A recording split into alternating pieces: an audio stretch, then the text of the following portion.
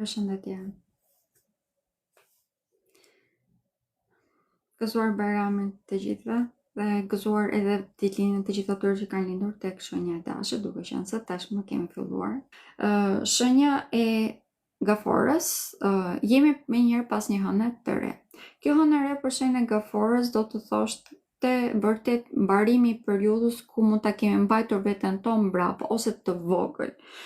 Pas kësaj, shenja e Gaforës fillon dhe rritet. Rritja më të mëdha, duke qenë se kemi tashmë kalime të shumta tek shenja e dashit, e kanë lidhje me karrierën dhe krijohet një farë figure autoriteti në çdo vend ku është. Kjo do të thotë edhe në marrëdhëniet personale, do të thotë edhe në marrëdhëniet profesionale, por në përgjithësi shenja e Gaforës tashmë futet në fazën ku mund ta shijojë jetën, që vërtet që mund të argëtohet.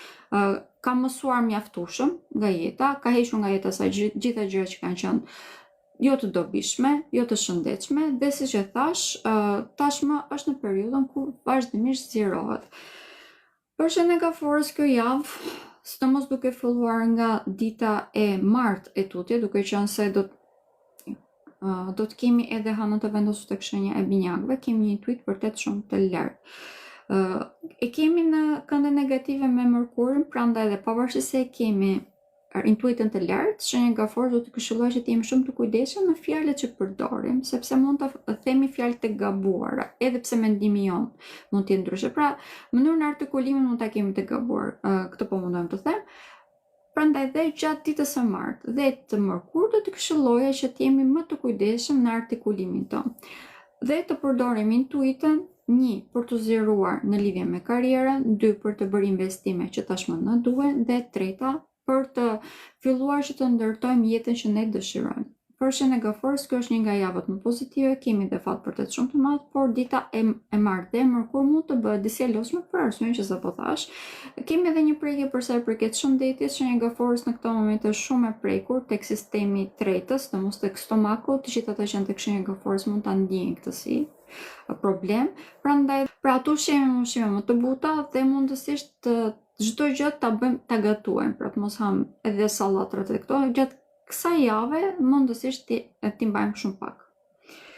Për sa i përket çështjeve sentimentale, shenja e Gaforës në këtë moment është me shumë fat, por është java e fundit që mund të futet në jetën e shenjës së Gaforës një person i cili është personi i tyre jetës. Nuk po them që pas asaj është e pamundur që ty, por është java e fundit që është fat vërtet shumë i madh për që të përballen me këtë si individ.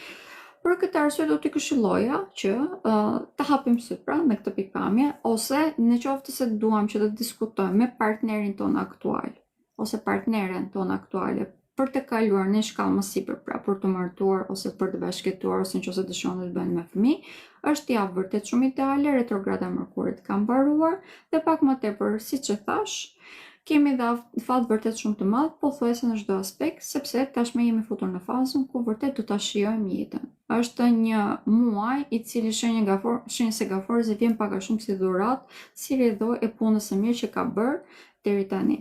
Një ndër këshillat që do t'i jepja shenjës së Gaforës, edhe nëse mund ta ndjeni nevojën gjatë kësaj jave që të futeni përsëri në guackën tuaj, këtë gjë nuk do t'ju këshilloj, ka ardhur periudha që të dini dhe të merrni disa risque normal të kontrolluara por që ta shijoni më tepër jetën.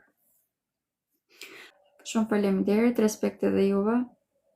Vërtet shumë faleminderit që më ndiqni. Por përsëris, si gjithmonë, është një privilegj vërtet shumë i madh, jam vërtet shumë e lumtur që më keni dhënë këtë mundësi. Shumë faleminderit edhe një herë dhe shihemi përsëri ditën e hënë. Tapshim.